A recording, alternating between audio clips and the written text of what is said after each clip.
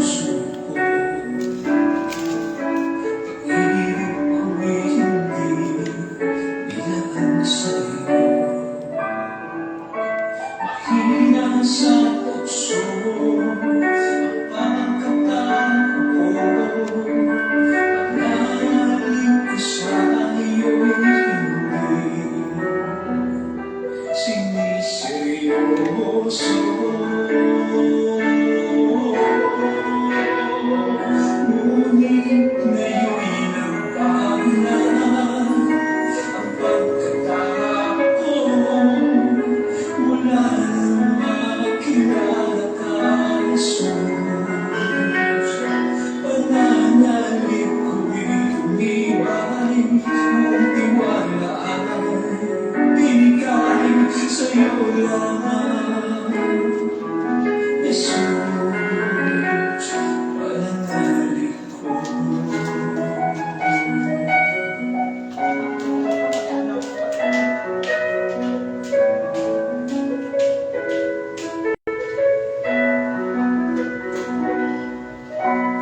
Nabuhay sa kasalanan ang puso ko.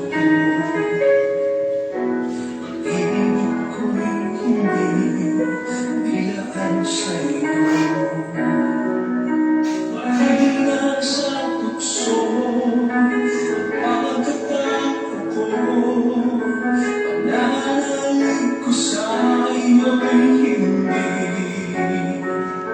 siniseryoso.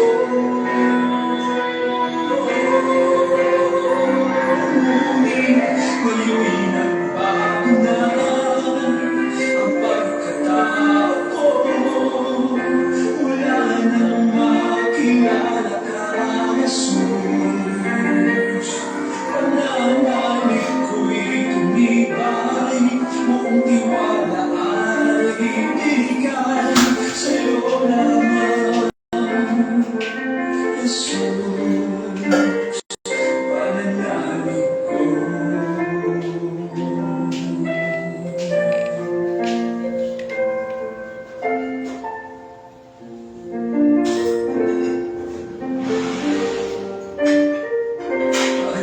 sa'yo.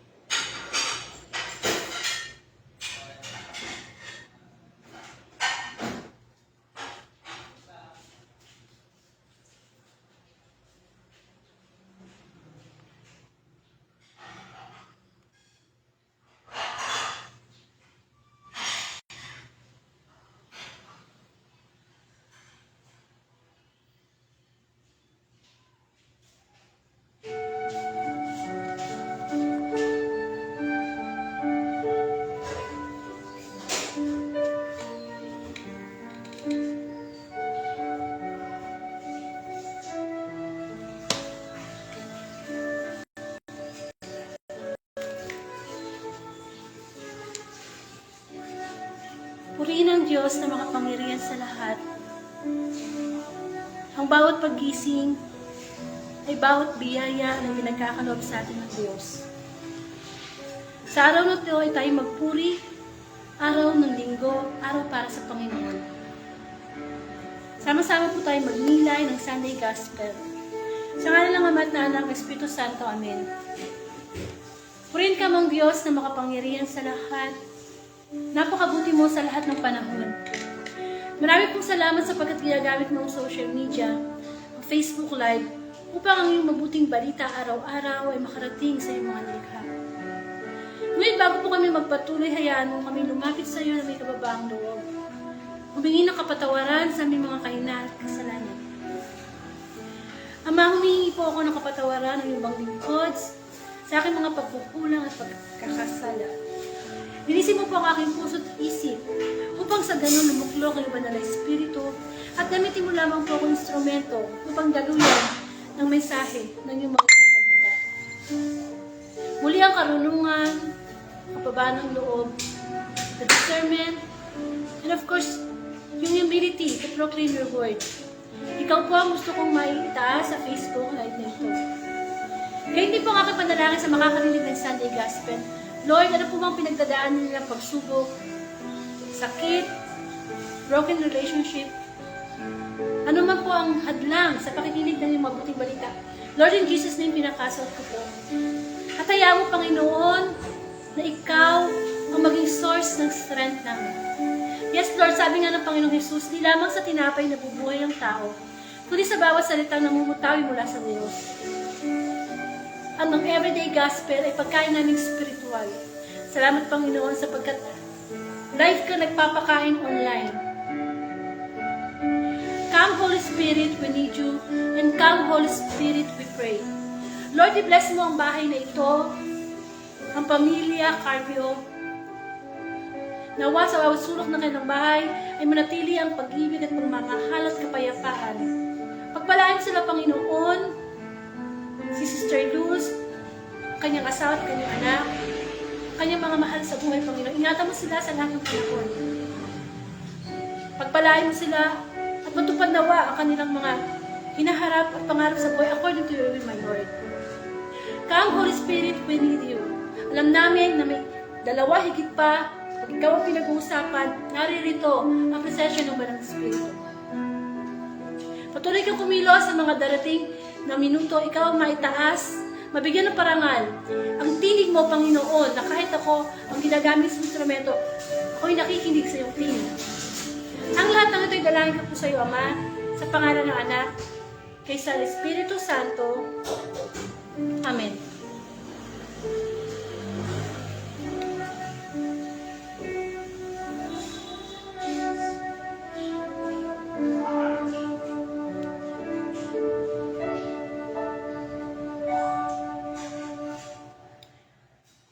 Bigyan po natin ng parangal ang mabuting balita. Ang mabuting balita ayon kay San Mateo, papuri sa iyo, Panginoon. Ang pagdalaw ng mga pantas. Si Jesus ay pinanganak sa Bethlehem ng Judea, noong kapanahunan ni Haring Herodes. Dumating naman sa Jerusalem ang ilang pantas mula sa silangan at nagtanong-tanong doon. Nasaan ang ipinanganak na hari ng mga Hudyo? Nakita namin sa silangan ang kanyang tala at naparito kami upang sambahin siya. Nang mabalitaan ito ni Haring Herodes, siya'y naligalig. Gayon din ang buong Jerusalem. Kaya tinipon niya ang lahat ng punong saserdote at mga eskriba sa Israel at itinanong sa kanila kung saan ipinanganak ang Mesiyas. Sa Bethlehem po ng Judea, tugon nila. Ganito ang sinulat ng propeta. At ikaw, Bethlehem, sa lupain ng Juda, ay hindi nga huli sa mga pangunahing bayan ng Huda. Sapagkat sa iyo, lilitaw isang pinuno na namamahala sa aking bayang Israel. Nang mabatid ito, di pinatawag ni Herodes ang mga pantas at itanong kung kailan lumitaw ang tala. At pinalakad niya sila patungong Bethlehem. Matapos, pagbili na ng ganito, humayo kayo at inyong hanapin mabuti ang sanggol. Kapag inyong natagpuan, ibalita agad ninyo sa akin upang ako'y may makasamba sa kanya. At lumakad na ang mga pantas. Muli silang pinangunahan ng talang nakita nila sa silangan hanggang sa sumapit sa tapat ng kinaroonan ng bata. Kayo na lamang ang galak ng mga pantas nang makita ang tala. Pagpasok sa bahay, nakita nila ang bata na sa piling ng kanyang inang si Maria. Lumapit sila at nagpatira pa at sinamba ang bata. Binuksan nila ang kanilang mga sisidlan at inihandog sa kanya ang dala nilang ginto, kamanyang at mira. Nang sila'y pabalik na, sinabi sa kanila ng Diyos sa pamamagitan ng panaginip na huwag na silang babalik kay Herodes. Kaya nag-iba na sila ng daan pauwi. Mga kapatid, ang mabuting balita ng Panginoon, pinupuri ka namin, Panginoong Jesucristo. Amen. So, welcome po sa Word of God Daily Gospel na kung saan ang layunin ng Facebook Live na ito ay palaganap ang mabuting balita araw-araw through social media. Kasi, alam naman po natin na very nagbo-boom ang social media ngayon. Kaya, kahit po ang Facebook Live ay pwedeng maging instrumento para makarating ang mabuting balita kahit saan po tayo. kahit saan ano po yung ginagawa natin. Amen. So, sabi nga ng Panginoon, sa Joshua chapter 1 verse 8, pagnilay-nilayan, pagbulay-bulayan ang salita ng Diyos araw at gabi. At syempre, bilang tao, hindi lang naman tayo katawang lupa, meron tayong espiritu, meron tayong kaluluwa. And of course, spiritual battle, para ng ating number 1 na problema sa buhay natin. Hindi yung wala kang pera, wala kang trabaho, hindi magandang relasyon mo sa pamilya mo, may sakit ka. Hindi yan ang totoong problema na hinaharap natin. Ang totoong problema ay yung spiritual battle. Kumbaga, yung mga kalaban natin, hindi natin nakikita. Which is labanan ng masama versus mabuti. So, kailangan makakarinig tayo na lagi ng mabuting balita, hindi lamang linggo, kundi araw-araw. Parang guide natin yun, para magkaroon tayo ng fighting spirit. Lalo na sa buong maghapon, 24 hours naman ang binibigay ni God. So bakit di tayo maglaan ng oras para magnilay ng kanyang mabuting balita? So kung hindi pa tayo mahilig magbasa ng Bible everyday, pwede naman tayo magsimula sa pakikinig. So ako po si Sister Angelica mula po sa Bulacan at isa po akong Katoliko. At ang Facebook Live na ito ay nagsimula noong August 5, 2019. At salamat sa Diyos at patuloy niyang ginagabayan para magamit, no? Kasi naniniwala ako na ang Facebook Live na ito is online piging. Alam mo yung online piging? Yung bang naghahanda ang Diyos ng spiritual na pagkain. Kaya nananalig din ako na nandito ang Espiritu ng Panginoon. So, balikan po natin yung mabuting balita, no? Siguro po ang iba sa inyo nakapagsimba na, o merong iba na magsisimba pa lang. So sa mga magsisimba pa lang, pwedeng, di ba, nakinig muna tayo para makapagnilay tayo hanggang kapag handa sa mabuting balita ngayong araw na ito. Sapagkat ang Sunday ay may tuturing natin na namumukod tanging araw. Sapagkat ito ay araw ng pamamagitan.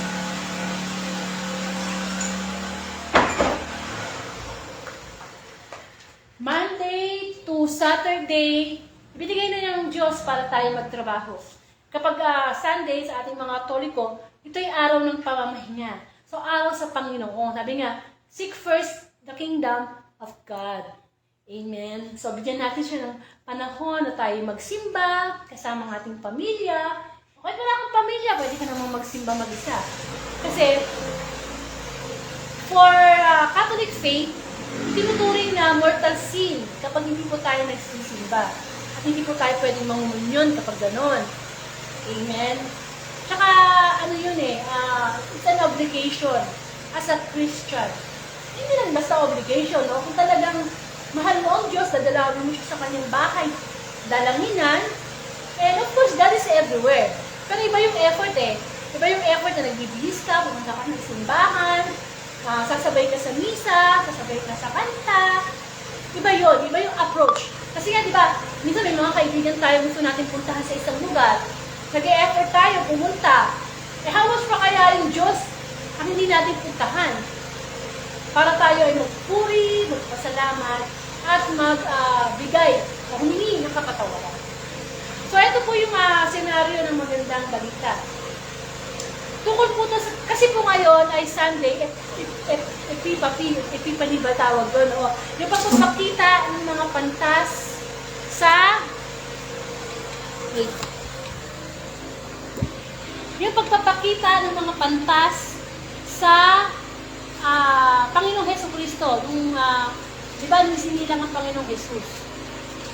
So, ito po yung pag-alala, no, kung anong senaryo nung nangyari. Kasi nga po, nung malaman na yung mga pantas na isinilang na ang Mesiyas, sila yung nagtanong-tanong. Sabi, saan ba ipinanganak ang kanin ng mga Hudyo? At ang sagot nila, sundan nyo yung tala sa silangan doon namin nakita. Upang kanilang masamba. So, ganun ginawa nila, naglakbay sila ng mahabang panahon, at nakita na nila, no, sinundan nila yung tala. At tumapa sa isang lugar, at doon ang Panginoong Jesus, baby Jesus. Kasama ang kanyang pamilya, ang banal na pamilya, si Mama Mary, si Joseph, gusto doon yung mga mga iba't ibang hayop, ano pa, andun yung mga pastol. At yun nga, yung mga kali, na, mga pantas, na pumunta roon. At sabi nga, na natupad ang sinabi ng mga propeta. At ikaw, Bethlehem, sa lupain ng Huda, ay hindi nga huli sa mga pangunahing bayan ng Huda, sapagkat sa iyo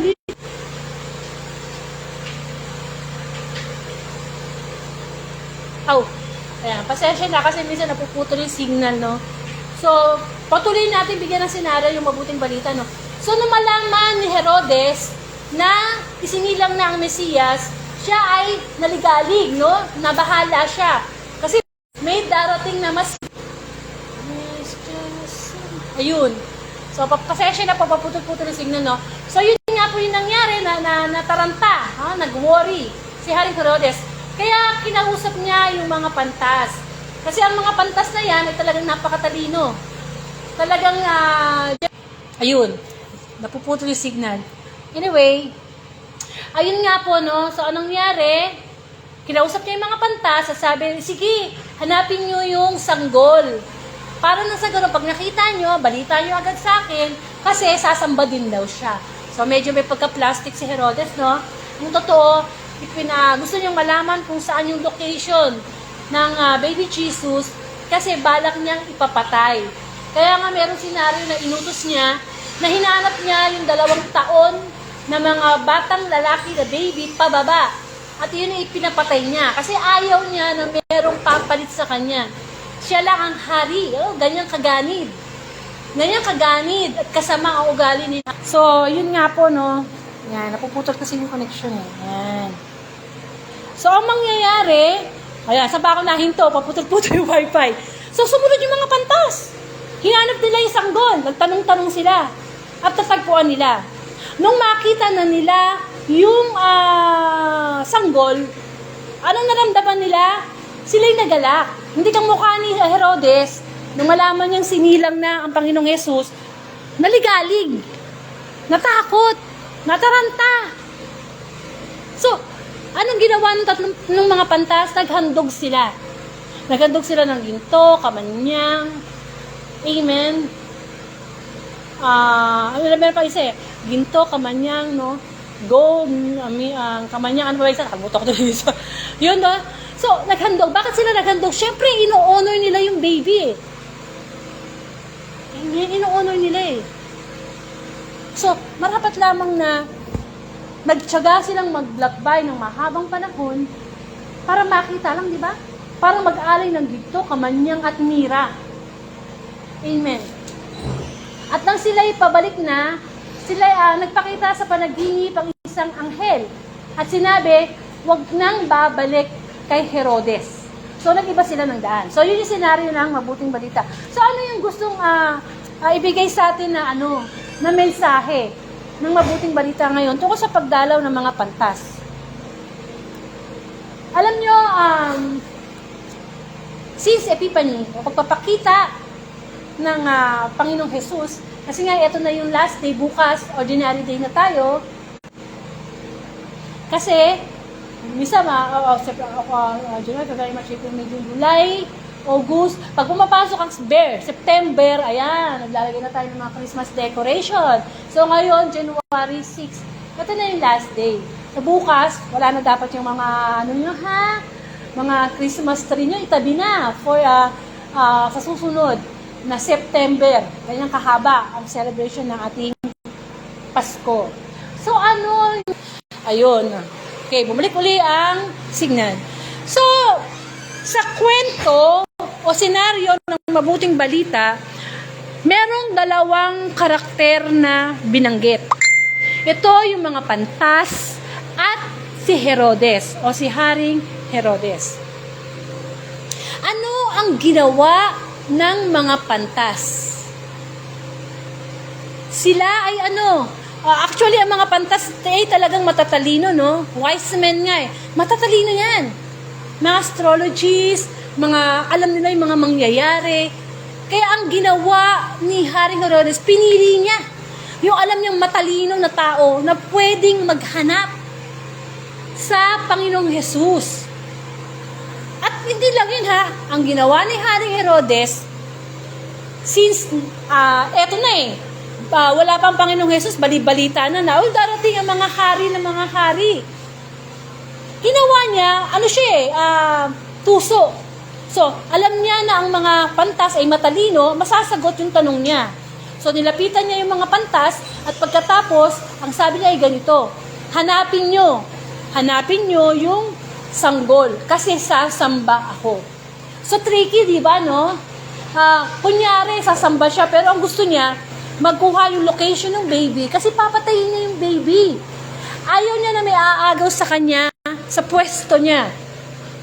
Kasi naman, di ba, hari ka, ang laki ng kaharian mo, may mga ginto, kayamanan, alipin, marami siyang asawa, marami siyang mga hayop, dami niyang lupain. Tapos may isang darating na Jesus na sasambahin at kikilalanin ng mga tao. Amen? Natathreaten siya. Baby pa lang yung darating, ha? Baby pa lang yun. Hindi pa niya nasaksihan yung pagpapagaling, pagka-cast out ni Jesus ng mga demons, pagbubuhay ng patay. Ayun ang hindi niya magawa. Hindi niya kaya magpagaling. Hindi niya kaya mag-cast out ng demonyo kahit mayaman siya, kahit hari siya. Hindi niya kaya gawin yun. Amen, ay gagawin ni baby Jesus in the future. So, ang nangyari, sinunod. No? Si Haring Herodes, kung madidescribe natin siya sa mabuting balita ngayon, siya isang haring magganid. Ganid siya. Gusto niya siya yung top. Siya lang ang kilala. Ano pa yung karakter niya? Yung madali siya mag-worry. Pinoprotectionan niya yung mga bagay na kanya. Kanya, no? Kasi sinabi doon sa mabuting balita, naligalig. Nagalig si Herodes. Di ba dapat nga, mabalitaan natin na, andyan na yung Mesiya, sinila na, di ba dapat nagagalak tayo? Kasi darating ng tagapagligtas, pero siya naligalig, natakot siya. Sa buhay natin, kapag tayo ba ay nakakarinig ng gospel, tayo ba ay naliligalig? Tayo ba ay natatakot? Halimbawa, simba ka, tapos ang gospel is, darating yung mga sakuna, darating ang bagyo, ang lindol, ang mga masasamay mapupunta sa impyerno. Ano yung mararamdaman natin? Tayo ba'y maliligalig? O mamamatay ka na, biglaan na lang. Kasi ang kamatayan naman, ang aksidente naman, di naman natin alam kung kailan. Natatakot ba tayo sa kamatayan? Na, maiiwan ko yung kayamanan ko, maiiwanan ko yung property ko. Amen? Samantalang yung kamatayan, yun na dapat ang simula ng buhay na walang hanggan. Kung saan wala na tayong tagutom, wala na tayong sakit. Pero bakit maraming tao ang natatakot sa kamatayan? Sapagkat mas tinitingnan natin kung ano yung buhay natin dito sa mundo. Sabi nga, we should live sa mundo ito not by sight, but by faith. Kailangan tayong mabuhay hindi sa mga bagay na nakikita natin. Dapat tayong mabuhay sa mga bagay na hindi nakikita. Sapagkat ang mga bagay na nakikita natin dito sa mundo ay temporary lamang. Lahat ng properties natin, anak natin, asawa natin, kamag-anak, kahit ano pa yan, kahit butas na medyas, lahat yan ay hindi sa atin. Yan ay ipinagkakatiwala lamang sa atin ng Diyos. Kaya pag tumutulong tayo sa ating kapwa, hindi tayo yun. Guided tayo ng Holy Spirit. Tayo ay daanan lamang, instrumento lamang. Ang mga pare, ang mga preachers, kapag sila ay nagpapaliwanag about gospel, sila ay instrumento lamang. Hindi naman kasi bababa si Kad para siya ang mag-Facebook live. Hindi naman bababa si Kad para siya yung magpaliwanag sa simbahan ng homily. Amen? Kaya si Haring Herodes, hindi natin dapat gayahin yung kanyang reaksyon. Na kapag tayo ay nagkakaroon ng pagsubok sa buhay, paano ba tayo nagre-react? Tayo ba'y natatakot? Naliligalig? Ay, ibig sabihin nun, nakafocus lang tayo sa problema. Hindi ba maganda na meron tayong pagsubok na pinagdadaanan, Pero makikita pa rin sa mukha natin ang mga bunga ng banal na Espiritu. Kamukha ng peace of mind. Ang kapayapaan ay libre, pero hindi mabibili. Hindi ka pwedeng pumunta sa drugstore, sa mall, sa tindahan. Pagbili nga po ng peace of mind, pagbili nga po ng pag-ibig, pagbili nga po ng pagpipigil sa sarili, pagbili nga po ng joy, ng kagalakan. Amen? Kapag nakakarinig tayo ng mabuting balita at tinatamaan tayo, kailangan hindi tayo natatakot.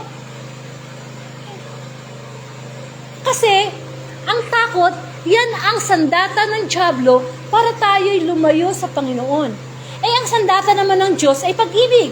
Sapagkat ang pag-ibig ay nag-aalis ng anumang takot. Kaya si Haring Herodes, wala siya sa Diyos. Hindi nasa puso niya ang Diyos kasi naliligalig siya. Mawawala yung mga material na bagay sa kanya kapag sumikat o nakilala ang Panginoong Jesus. Amen? Ano ba sabi ng Panginoong Jesus? Kung gusto mong maglingkod sa akin, kalimutan mo ang iyong sarili, pasanin mo ang iyong sarili krus, at maglingkod ka sa akin. Pero si Herodes, hindi ganun ang paningin niya. Gagawin niya ang lahat para mawala sa hadlang sa kanyang pagiging hari. Kumbaga, masyadong umakyat sa ulo yung kanyang kapangyarihan. At nangyayari yan dito sa mundo. Because of so much power, may mga official sa government na hinahawakan na nila yung power. Samantalang sunong sila ay nangangampanya, ang babait nila. Kahit kaduluduluhan ng bahay mo, maputik, pupuntahan nila para makamayang ka lang. Pero once na nanalo na sila at nandun na yung power sa kamay nila, they will do anything and everything to gain the power, to use the money of the people. Amen. Hindi ko nilalahat. Pero usually, ganun ang nangyayari, di ba? Nagugulat na lang tayo, bigla sa news. Ay, si ganitong senador, si ganitong congressman, nagnakaw. So, para siya si Haring Herodes. Tayo, kapag nalalagay tayo sa posisyon, we should use our position to serve the people. Hindi to gain money, corruption. Kasi ganun si Haring Herodes Kapag nababawasan yung kayamanan natin sa pagtulong sa kapwa, huwag kang mag-alala. Kasi ano yung ibinibigay mo, hindi yan sa'yo. Galing yan sa Diyos. Mahirap pa tayo sa daga. Salamat na lang, sabi nga, ang pera, gamitin mo, kaibiganin mo, para tumulong sa kapwa. And when you're helping others, do not expect return. Diyan tayo nagkakaroon ng diferensya Tumutulong tayo sa kapwa, we are asking for return. Bakit ka nag-a-ask ng return? Sa Diyos yung galing. Amen? Ang pagtulong sa kapwa is dapat bukal sa kalooban. Amen? Alam mo, may umutang sa'yo. Kung di ka binayaran, kanina siya hindi nagbayad? Sa Diyos. Of course, in every rule, there's always an exemption. Huwag ka namang maging daan na mag-abuso naman yung kapwa mo. Of course, kailangan natin timbangin. But the point there is, anything that you give to your neighbor, hindi yan sa'yo. Dapat ilagay natin yan sa isipan natin. Kasi, pag namatay nga tayo, wala tayong dadalhin. Kahit ano. Kahit ano, wala. Lumabas tayo ng hubad, tayo mamamatay. Wala, hubad din.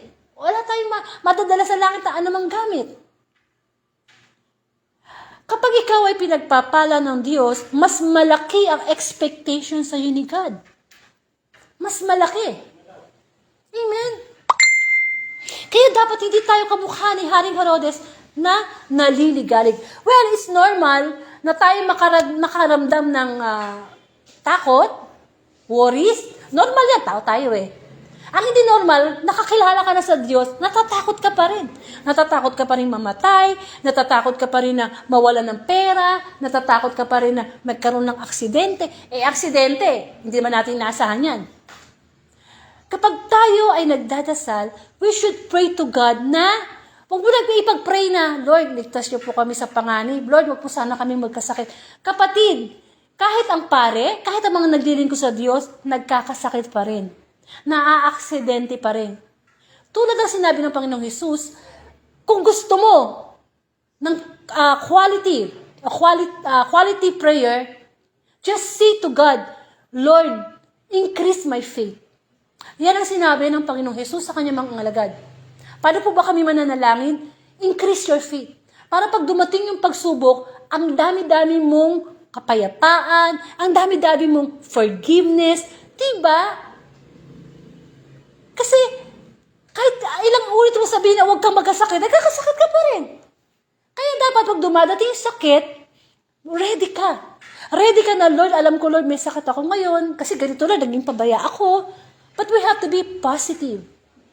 Sabi ng Bible, kailangan daw maging laman ng ating isipan mga bagay na positive. Kapuri-puri, hindi ba?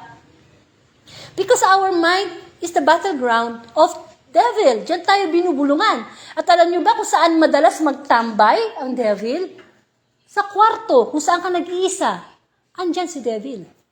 Kaya pagka nasa kwarto ka tag-iisa, medyo makinig ka ng mga music, ng mga, hindi ba?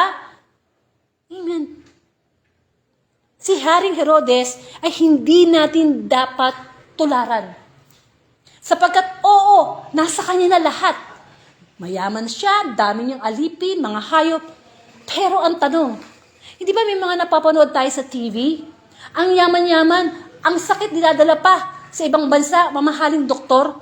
May nagawa ba ang pera? Kahit mababayaran ang pinakamataas na doctor's fee, pinakamahal na hospital, may nagagawa ba ang pera? Because the resources natin sa mundo, limited lang. Amen. Kaya dapat, yung faith natin kay Lord, yun ang panghawakan natin. Because for God, nothing is impossible. Walang imposible sa Diyos. Kaya nga, di ba sa panahon ni Jesus, nagpapagaling siya ng mga bulag, nakakakita, nagpapagaling siya ng mga may ketong gumagaling. Because of faith. Isang babaeng dinudugo for a long time, ano sabi ng babae? Mahawakan ko lang yung dulo ng iyong laylayan ng iyong damit, gagaling na ako. And the miracle was happened. Gumaling yung babae. Amen? Minsan, hindi pera. Don't be secured. Hindi porke marami kang pera sa bangko, marami kang negosyo. Huwag kang huwag kang magpakalma. Kasi, merong kwento sa Bible, yung mayamang hangal. Sabi ng mayamang hangal, wow, ang dami kong ani. Gigibain ko yung maliliit kong kamalig. Magtatayo ako ng malaki. Kasi, ang dami-dami ko ng kita eh. Pwede na akong hindi magtrabaho for how many years. Matutulog na lang ako, magre-relax na lang ako. Eh, ano sabi ng Diyos sa kanya? Hangal, ngayong araw na ito ay kukunin ko na ang buhay mo. Hindi tayo masisave ng mga savings natin. Hindi tayo masisave ng mga properties natin. Yes, it's nice to save. It's nice to have properties. Maganda yan. Pero ang kayamanan sa langit, ang higit na nire-require ni God. Kayamanan sa langit. Ano pakikinig ng salita ng Diyos ay kayamanang hindi mananakaw. Sandata natin to sa dyablo. Kaya yan ang laging sinasabi ni Kristo eh. Nung siya'y tinukso sa ilang for 40 days and 40 nights, sabi ng dyablo, o sige nga, anak ka ng Diyos, gutom na gutom ka, gawin mo nga tinapay ang bato. Anong sabi ng Panginoon Jesus? Hindi lang sa tinapay nabubuhay ang tao, kundi sa salitang namumutay mula sa bibig ng Diyos. Bakit ito nasasabi ng mabuting balita? Sapagkat sa panahon na ito, ang dami na natin dapat ikatakot. Iba na ang generation ngayon. This generation is an evil generation. Bakit? Yes, umuunlad tayo sa technology. Lahat na lang dipindot. But look, tayong noon, nung bata tayo, nakakapaglaro tayo sa labas. Na-exercise natin yung physical natin, no? Takbo rito, taguan dito. Nagkakaroon tayo ng bonding sa ibang bata. Pag uwi natin, naku po, kay baho, sa pawis. Eh ako nga, nakababaeng tao ko, naalala ko, nung balito ko, ang dami kong text. Nananalo ko. Tapos binibili nung kalaro ko yung text ko. Pag uwi ko sa bahay, pipera ko. Amen? What about the generation today? They are depending on social media. Eh ano ba ang pinapakita ng social media? Ano? Puro mga bagay na hindi nag-glorify si God. Kaya tuloy ang mga kabataan ginagaya ang pananamit, pananalita ng mga content creator. Amen? Mas matagal pa mag-cellphone kaysa manalangin. Mas matagal pa mag-cellphone kaysa makinig ng salita ng Diyos. Ang content creator ngayon, iba na eh. They are having their content to glorify yung sarili nila. Ganito ang gawin nyo, ganito ang gawin nyo.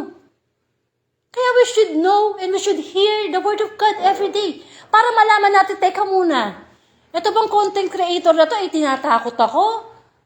O dapat kong sundin? Amen.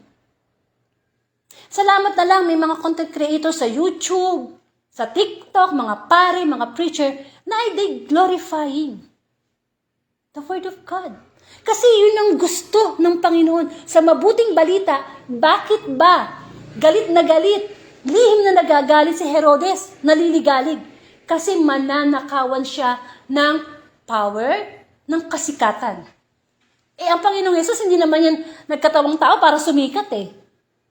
Dala niya ang mabuting balita. Every day, umaakit siya ng bundok. Pumupunta siya sa kabilang ibayo. Lumalakad sa init, under init. Kasama ang mga alagad.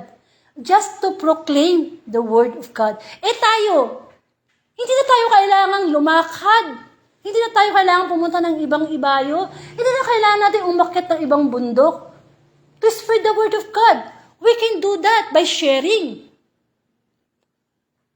the Word of God. Pero minsan, nahihiya tayong i-share ang Word of God sa ating timeline. Sa ating friends. Why? Kasi wala yung puso natin sa Panginoon. Hindi ibig sabihin na, Lord, Lord, hindi lahat ng tumatawag ng Panginoon, Panginoon, ay papasok sa langit. Kundi yung lang sumusunod sa kalooban ng Diyos. Lahat tayo, kilala natin ang Diyos. Alam natin may Diyos. Kilala natin na ang Diyos Ama ay lumikha, ang Diyos Anak ay nag-save, ang Holy Spirit patnubay. Pero okay lang ba sa'yo? Ganun lang ang pagkakilala mo sa Diyos? Sino ba ang mahal na mahal mo ngayon sa buhay mo? Anak mo? Asawa mo? Negosyo mo? Sarili mo? Lahat yan ay pansamantala lamang at paglalaho. If we can mo, yung pinakamahalaga. Marami na tayong kilala na namatay. Nasa pila na ng judgment day, tayo buhay pa. We can still go back to God. Para yung mga takot na kamukha ni Haring Herodes, mawala sa atin. Amen? Marami kang sasakyan. Ayaw mo mag-drive. Ano yung takot, depression, na magdadala sa'yo sa depression? Yung naliligalig ka. Yung mamatay yung anak mo, mamatay asawa mo, takot ka. Kapatid, ang kamatayan ay natural lamang.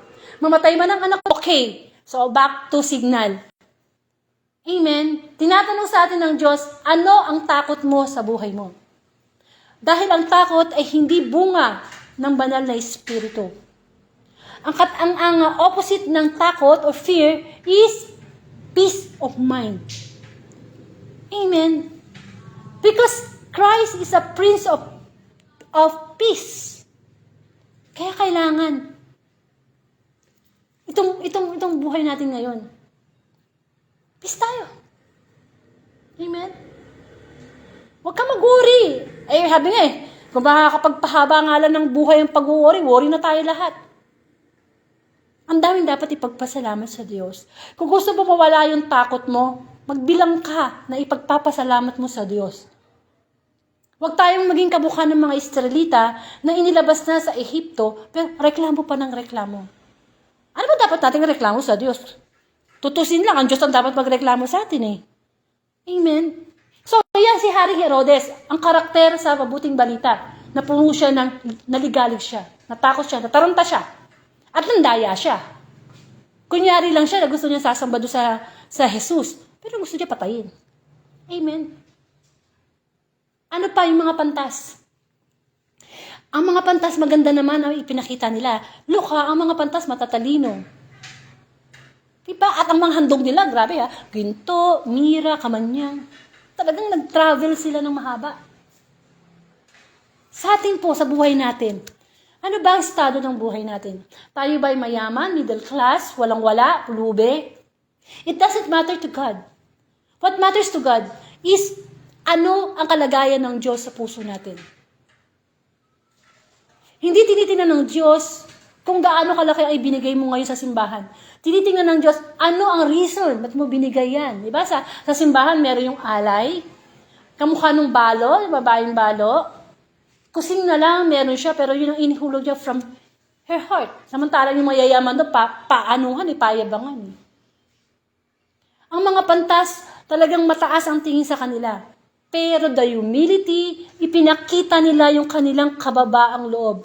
Ang sarap makita ang tao na mataas ang kalagayan sa lipunan, pero napaka-humble. Napaka-humble. Kasi may mga tao na mabait, pero mga hambog. May mga tao na matulungin, pero tumutulong kasi may kapalit. But when you have the character of humility, nagbubunga yan ng kabaitan, pagiging responsable, mababang humble, mabait, humble, na matulungin, yun ang maganda. Kasi Jesus Christ, yun din ang karakter ni Jesus eh. Karakter ni Juan Bautista, karakter ni Mama Mary, ni Joseph, ni Zacarias, ni Elizabeth, lahat ng pinakitaan ng Anghel Gabriel nung magpakita sa panaginip. Lahat sila, they are humble enough to follow the God's will. Tayo, paano tayo sumusunod sa God's will, sa utos ng Diyos? Are we humble enough to follow the will of God? O, depende. Ay Lord, susundin kita. Depende kung gusto ko. Depende kung okay yan. But we cannot serve God kung yung human will. Kasi meron tayong free will na inaabuso natin. Amen. So, ang mga pantas, pinakita nila yung humility nila. And they gave their best gift. Yan ang mapapansin natin. Nagbigay sila ng the best gift. Ginto. Ang ginto, pagka narinig mo yung word na ginto, di ba, ay naku, mamahalin yan. Pwedeng sanlayan. Ay, tumataas ang value niyan. Ginto eh. Iba. Iba yung dating ng salitang ginto. Kesa sabi mo, 5, 25. Ay, walang halaga yan. Tayo kasi minsan tao tumitingin tayo sa panlabas. Subukan mo maglakad sa daan. Merong nahulog na piso. Pag-aakasayahan mo ng panahon yun para pulutin. Amen. Ay ako, pag nakakita ako ng 5, 25 sa daan, pinupulot ko. Kasi sabi ko, hindi mabubuang 1 milyon kung walang 5. Hindi tatanggapin sa bangko yan, kulang yan. Lalo na kung gano'n, di ba? Eh kung nalalakad ka, nagmamadali ka, malilate ka na sa trabaho, may nakita kang 1,000 sa daan. Hihintuan mo o hindi? Sigurado ko sa inyo, tatapakan nyo at titignan nyo kung may nakakita at kukunin nyo. Ano ibig sabihin nun? Ibig sabihin, porque 25 lang o piso lang nakita mo sa daan, di mo papansinin. Ganun ba ang value natin sa ating buhay? Na nagpapasalamat lang tayo sa Diyos doon sa malalaking blessing niya. Pero yung maliliit na blessing hindi natin pinasasalamatan. Amen. Samantala, ang mga pantas, binigay nila yung the best nilang gift. Yung gift na yon, hindi naman yung mismo eh. Hindi mismo yung ginto eh. Yung puso nila. Yung pag nagbibigay ka sa isang tao, it doesn't matter the price, but the thoughts. Hindi mahalaga yung presyo, kundi yung, bakit mo binigay? Bakit mo niregalo? Kasi mahal mo yung tao. And we should appreciate that. Na ang mga pantas, matatalino sila. Tayo, pantas ba tayo? Matalino ba tayo? Okay, mga scientists, nakadiscover ng telepono, nakadiscover ng Facebook, di ba? Uy, matatalino siguro sila. Pero kahit gano'n ka katalino, magiging mangmang ka sa harap ng Diyos kung ang katalino mo, ginagamit mo sa kasamaan. Amen. Ang mabuting balita ay nagsasabi, hindi tayo pantas. Pero God is expecting us to give our handog sa Diyos every day. Yung Lord, pinakain mo ako ngayong umaga, ginising mo ako ngayong umaga, ano yung maibabalik ko sa'yo? Kaso meron tayo amnesia eh. Kapag noon may problema ka, humihingi ka ng ganito sa Diyos, nung ibinigay na sa ng Diyos, babay na Lord kinalimutan na natin ang kabutihan ng Diyos. Tapos pag may problema, lalapit na naman. Ano yung palagay natin kay Lord, sanlaan? Pag may problema, sige, nandiyan. Pag wala, di ba? Maghandog tayo sa Diyos every day. Amen. At ang gusto ng Diyos na handog ay ano? Yung ating buhay. Yung ating buhay mismo, hindi mga material na bagay. Amen. Minura ka ng kapwa mo, huwag mo murahin. Handog yan sa Diyos. Naging, mapagpakumbaba ka. Huwag kang gaganti. Kasi hindi natin pwedeng gantihan ng masama ng masama.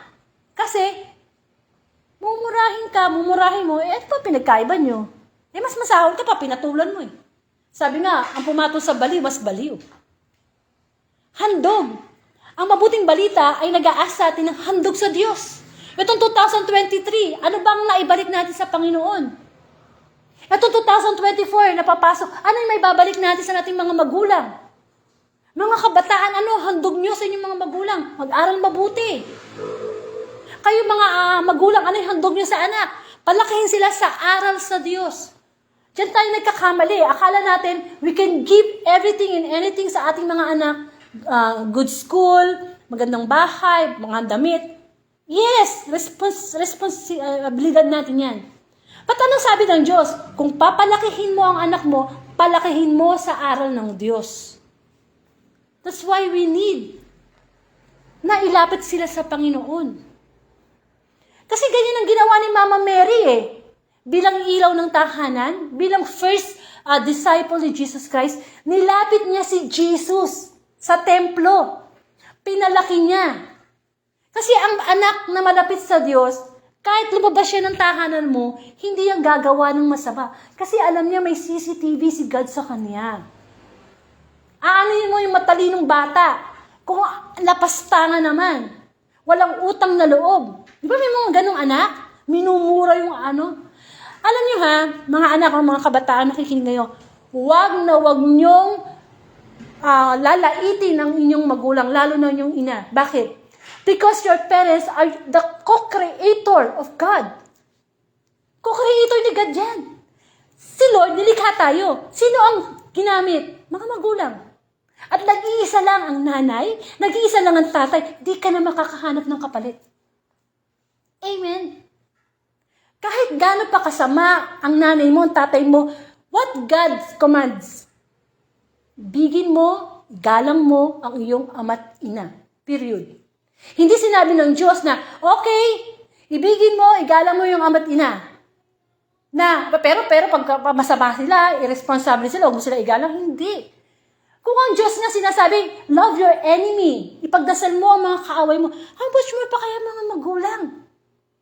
Amen. Lalo na pag matandaan ang magulang, mga anak, tawagan nyo naman, bigyan nyo naman kahit kaperaso pa nyo.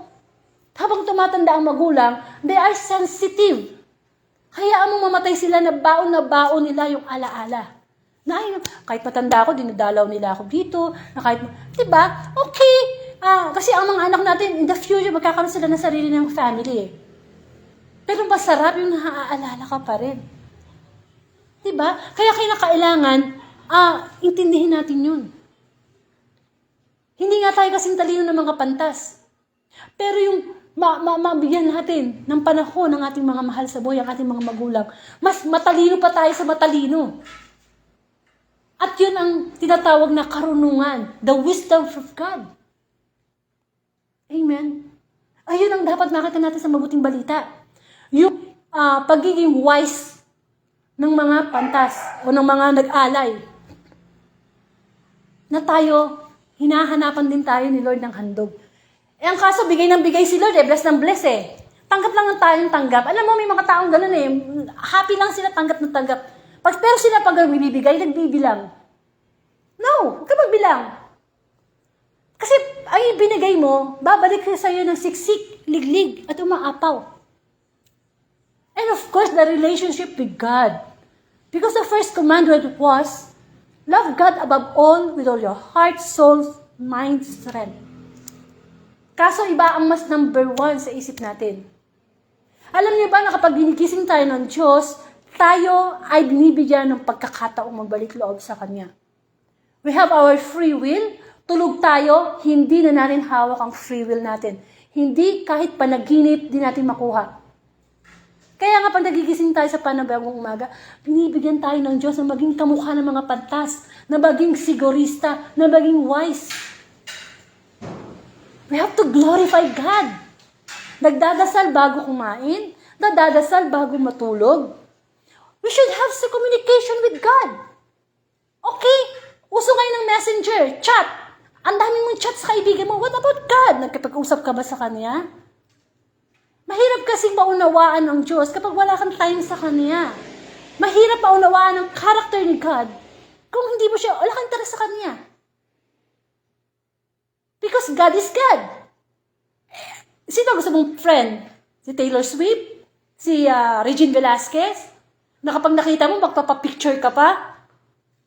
Eh, makasalanan din yung mga yun eh. Lahat tayo makasalanan. Pero si God, mas makikilala at magpapakilala sa iyo si God kapag pinapasok mo ang prayer time, Bible reading, listening to the gospel, doing good things to the guidance of God. Amen. Masarap makilala ang Diyos kasi marami siyang i-reveal sa iyo na hindi niya nire-reveal sa mga walang pakialam sa Kanya. Kailan ba natin naalala si God? Kapag lumindol? Lord. Kapag may sakit? Lord. E paano kung bigla tayong mamatay? Hindi tayo handa. May galit tayo sa puso natin. Paano kung biglang magkaroon na ng second coming? Final coming, dumating na si Jesus Christ na parang magnanakaw. Kasi nangyari na yan noon eh. Noong unang nagulaw ang mundo, dumating ang baha na hindi nila alam. Nagsasayahan sila, nagtatrabaho, nagkakainan. Ito rin. Masaya tayo. Ano ba ginagawa natin ngayon? Bilang darating si God. We should protect our soul. Kasi isa lang to. Kung tayo nagugutom, we are looking for food. If we are thirsty, we are looking for water. What about our spirit? Hindi pa to naglulok sa salita ng Panginoon? Amen. Mahirap lang ipaliwanag eh. Kasi nga, hindi natin, let God experience. Experience natin si God. Mas mahalin mo si God kaysa sa nanay mo, sa tatay mo, sa sarili mo. Amen. Masarap magkaroon ng time kay God. Kasi masasabi mo sa Kanya ang lahat na hindi mo nasasabi sa magulang mo, sa best friend mo. Amen. So, si Hari Herodes, wag natin gayahin ang pagiging matatakutin niya. Pagiging ganid niya. Pagiging mapag-isa niya, mapagkunwari. Baliktad ang gawin natin nun. Huwag tayo matakot. Huwag tayo maligalig. Kulang tayo. Enjoy life. Sayang naman ang araw na ito. Ang problema, itong araw lang ito, huwag mo na problemahin yung pangalawa, pangatlong araw, hindi mo nga alam kung bubuhayin ka pa eh. Hindi ba? Kailangan maging pantas din tayo. Wise men. Na we can offer anything and something to God every day. Huwag mo kakalimutan na gumawa ng lumagpas ang isang araw na hindi ka gumawa ng kabutihan sa iyong kapwa. Maraming paraan. Kasi nag-iipon ka ng kayamanan sa langit. Amen. And of course, 2024, eto na nagsisimula na. Nasa kaipitong araw na tayo. Sana wala nang galit siya sa puso mo. Sana napatawad mo ng pwede. Ibalato mo na yan kay Lord. Kung meron kang galit, ibalato mo na kasi si Lord lang ang naghusga. Siya lang ang nagpaparusa. Tayo, wala tayong karapatang manghusga ng ating kapwa. Wala tayong karapatan na magparusa sa ating kapwa kasi lahat tayo nagkakamali, nagkakasala. Maaari hindi ganun ang kasalanan mo sa kasalanan niya. Pero lahat tayo nagkakamali. Amen? We cannot say na, ay, mabait ako, wala kang, oh no! Only God can say that. We should humble ourselves. Kailangan meron tayong mababang kalooban. At sa huli ng gospel, anong sabi doon? Nagpakita ang anghel sa mga pantas at sabi, huwag na kayong babalik. Mag-iba na kayo ng daan. Huwag na kayong babalik kay Herodes. Tayo, dapat hindi na natin binabalikan yung mga masasamang nangyari. When you forgive, forget. Kasi ganyan si God eh. Kapag humingi tayo ng tawad, kinakalimutan niya. O sige, start again. Kasi, magre-record lang si God ng mga past na kasalanan natin, palagi ko din, wala pupunta sa langit. Pero tayo, di ba, mapag-record tayo eh. No, when you forgive, forget. Amen? Kasi pinapalaya natin ang sarili natin eh. Kapag tayo nagpapatawad, pinapalaya natin ang ating sarili. Amen? Napakahalaga na itong gospel na ito, pagdalaw ng mga pantas, anong nangyari? Hinanap ng mga pantas si Kristo. Tayo dapat araw-araw hinahanap natin ang presensya ng Diyos. Hindi tayo mapapakali kapag di tayo nagdadasal, nakikinig ng mabuting balita.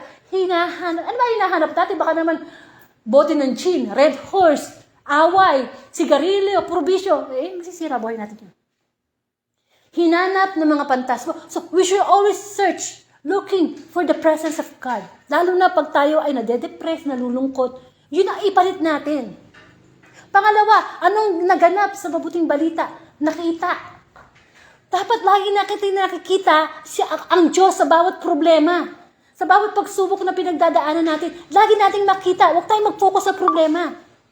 Kasi ang problema, blessing yan eh. Kaya nga may mga tao nagbabalik loob sa Diyos dahil dumaan sila ng problema. Nagkasakit. Diba? Ang problema kapag nasa Diyos sila, hindi na yung problema. It's a challenge. It's a test. Yung ba tipong, ay Lord, meron ka na naman pagsubok na binibigay. Kaya ko yan. Kasi nandiyan ka eh. There's a joy in your heart. Kailangan natin ng problema sa mundo. Mahirap ang walang problema sa mundo. Boring. Di ba? Boring. Pero pag nandiyan yung problema, increase our faith, Lord. Increase my faith. Increase my faith. Kasi hindi naman porke naglilingkod sa Diyos, iba the process na eh. Kung minsan kung sino nga yung naglilingkod sa Diyos, sa katerbang problema. Pero hindi mo makita sa mukha. Bakit? Because pinapaubaya nila yun sa Panginoon. Of course, nasa tao ang gawa, sa Diyos ang awa. So, hinanap, nakita, at ano yung huli? Hindi na bumalik. Amen. Pass is pass. Dati kang nakakadalawang kaha ng sigarilyo, tama na yan. Gawin mo na ngayon isang kaha, sa susunod hanggang sa mawala na. Kapag kasi binabalikan natin yung nakaraan, hindi tayo maka-forward. Hindi natin makita yung tala, yung ilaw na patungo kay Kristo. Hindi ba naliligaw tayo? Kaya nga di ba sa gospel may tala sa silangan ang ginawang gabay ng mga pantas. Si Kristo ay ilaw, si Kristo ay liwanag ng mundo. Tayong mga ina, ilaw tayong tahanan. So we should bring Jesus Christ to our home. Kailangan si Kristo nasa tahanan natin. Hindi pwedeng wala. Kailangan malaman natin, maging sigurista tayo sa buhay. Ano ba yung mahalaga sa buhay ko? Bakit ba ako isinilang sa mundo? Sinilang at inikha tayo sa mundo para una paglingkuran ng Diyos. Kasi isang kisap mata lang ng Diyos, pwedeng mawala ang lahat sa atin. Amen? Remember, we have to thank God. Pandemic lang ang pinadanas sa atin ng Panginoon. Kung tutusin sa sobrang kasalanan ng tao, isang kisap mata lang Diyos, gunaw na ang mundo. But why pandemic? Mas mahal tayo ng Diyos. Binigyan niya tayo ng chance na magkaroon ng bonding with our family. Kasi nung wala pang pandemic, busy tayo lahat eh. Busy eh. Hindi nagkikita yung anak sa tatay. Pag alis ng tatay, tulog pa yung anak. Pagdating ng tatay, ay, hindi pa. But what happened?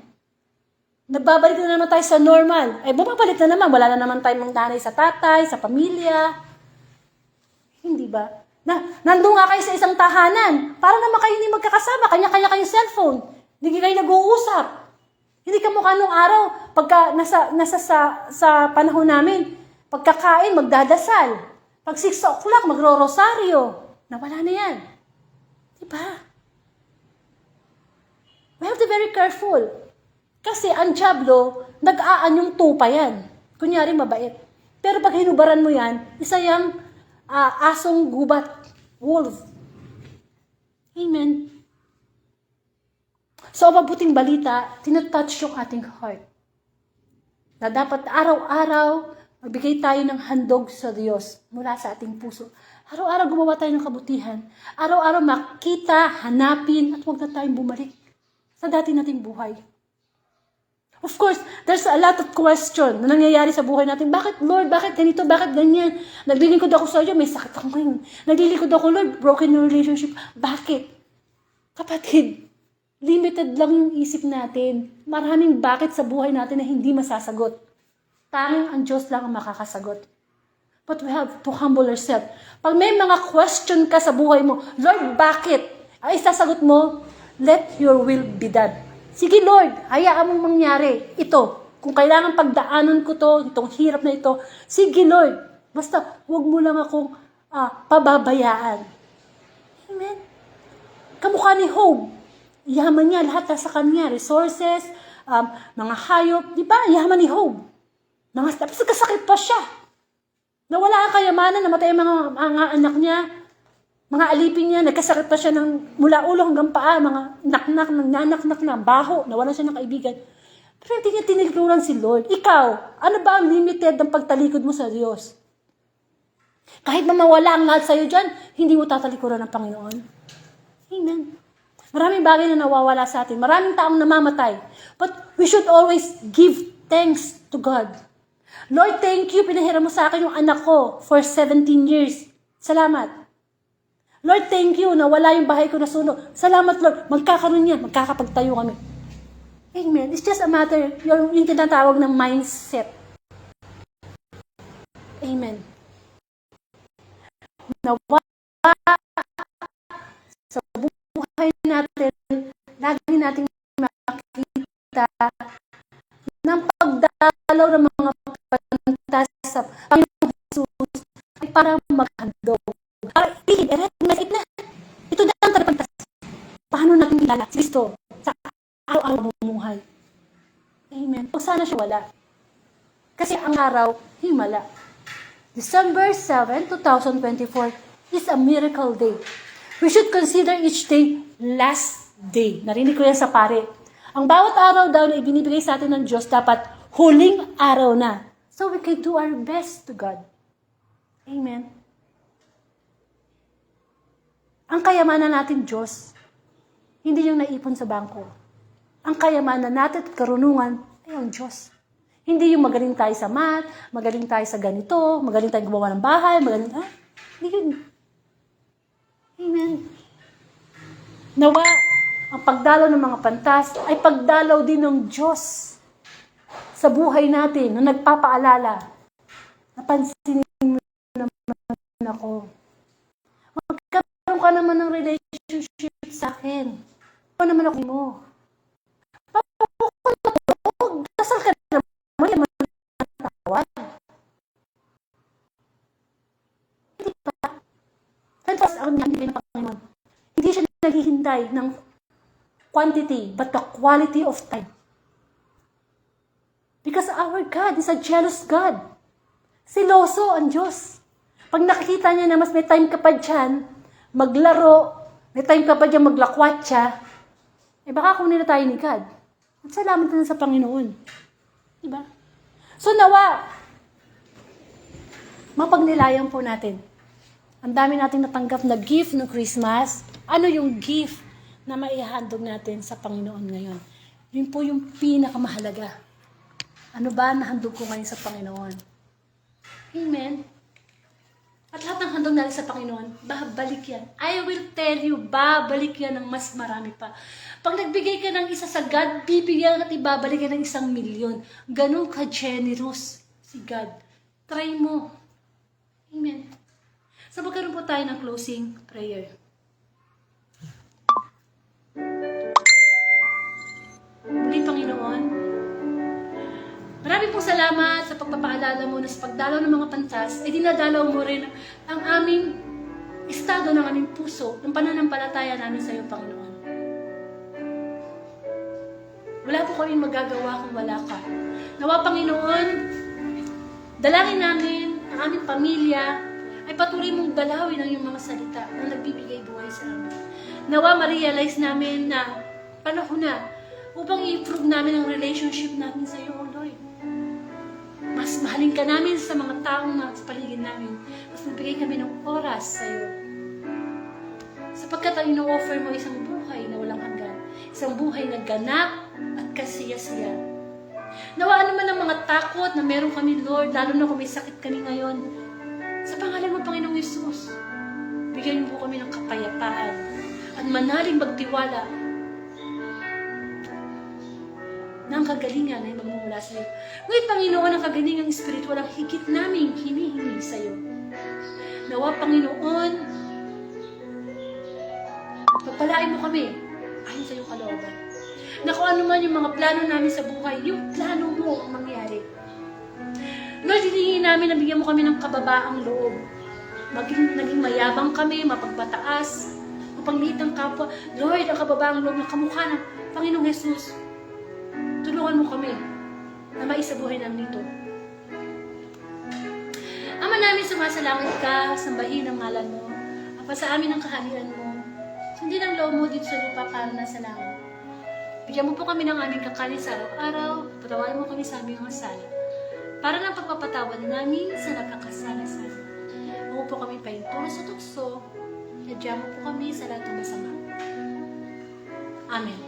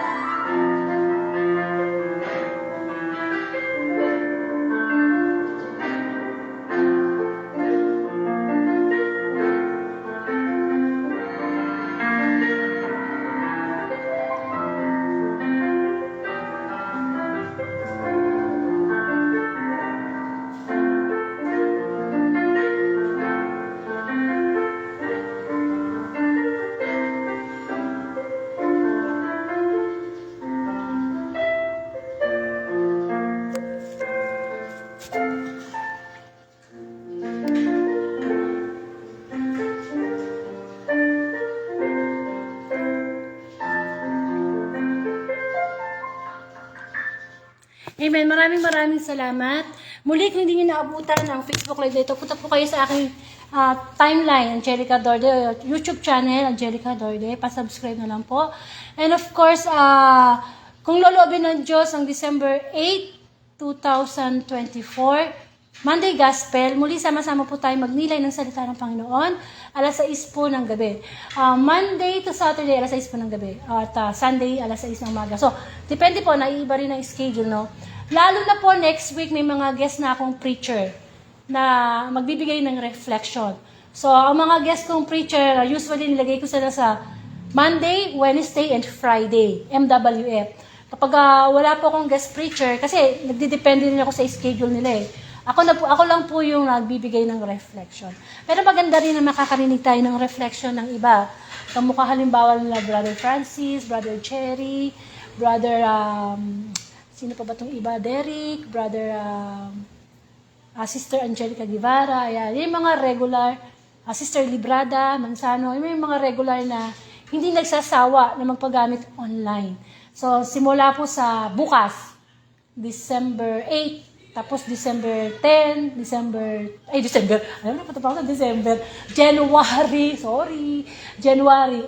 January 10, January 12, January 15, 17, yan, sunod-sunod na yan. Si Brother Jerry na dati, isang preacher sa exorcism, mga nag-exorcise, yan. Sunod-sunod siya.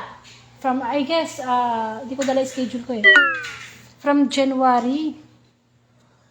Okay? So, maglolobat na pala ako. Maraming salamat at sana huwag natin kalimutang laging gawin ang lahat ng gagawin natin na may pag-ibig na inahandog natin sa Diyos. Kapag naglalaba ka, isipin mo kay Lord mo yung ginagawa yun. No? Ihandog na.